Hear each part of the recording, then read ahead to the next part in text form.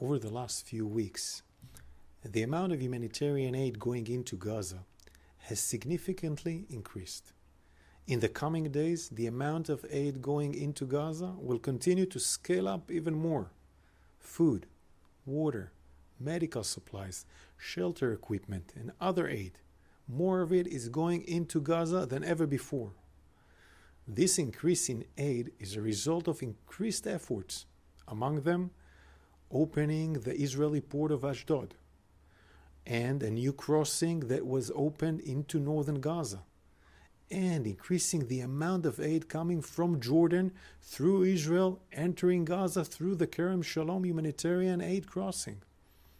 We also facilitated the opening of dozens of bakeries in the north and the south of Gaza, together with the World Food Program. Together with the United States Central Command, we're working on a temporary maritime pier known as JLOTS, which stands for Joint Logistics Over the Shore. This temporary pier will provide a ship-to-shore distribution system that will further increase the flow of humanitarian aid into Gaza. As part of the efforts to get more aid into Gaza, we are also expanding the designated humanitarian zones in Gaza, where the aid will be reaching and streamlining the distribution efforts together with the international aid organizations for increased efficiency.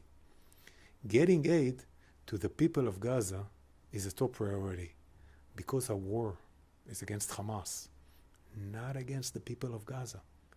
We seek to help alleviate the suffering of the civilians in Gaza. That is a result from the war that Hamas started on October 7th, when it massacred and kidnapped Israelis.